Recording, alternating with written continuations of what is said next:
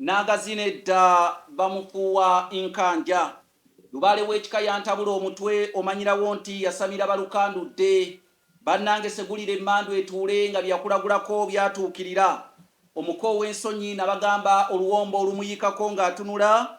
Bannange nno erwanira obuko ekuuka ejjembe. Nze Kanoonya Juma omulangira w'e Bukerekere ntuuse n'akanyomero kaffe kano ka Ssekabuuliza n'olunaku olwaleero. Naye ng'olwaleero atusoyezza ekibuuzo oba nsoyezza ekibuuzo nange kyenjagala obbaweereza eyo. Nze nno sigenda kukoma kukibaweereza naye ate ngenda nakukyanukula naawe abadde akyebuuza okitegeere. Ono agamba nti erinnya y'Enkedi Kiggundu abeera bamunaanika Bulemeezi. Lwaki Katikkiro bamuyita Kamalabyonna wa Buganda nga nze mu ndaba eyange Kabaka eyandibadde Kamalabyonna?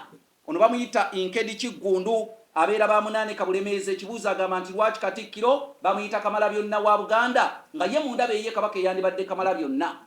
Kakati erinnya Kamalabyonna buli Katikkiro alyesibako bwesibi naye sirirye.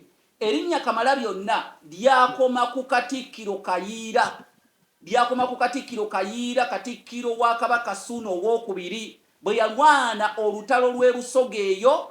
Katikkiro Kayiira n'ajja ne yeeyanza obugabwe bwe baamuwa okulemberamu olutabaalo olwo, n'agamba olutabaalo luwedde bulungi mukama wange Kabaka Ssuuna, oli Ssemunywa gwanywedde Obusoga bwonna. Naye n'amuddamu n'amugamba naawe Kamalabyonna, naawe oli Kamalabyonna kuba gwamaze byonna okulaba ng'Obusoga tubunywa.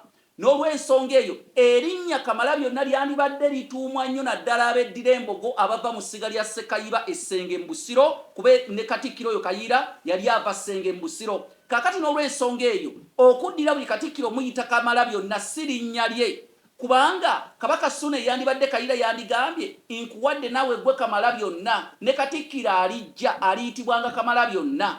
Amannya ago agajjanga gasikizibwa bakabaka bagatekangako obwebindu nti kino ekikoleddwa kibeerenga bwe kityo ne kubalijja, naye ekyo tekyayongerwako. Kitegeeza erinnya lyakomako oli bakatikkiro balyepaatiikako era ne balyesibako si lyabwe, lyakoma ku Kayiira Katikkiro wa Kabaka Ssuuna owookubiri.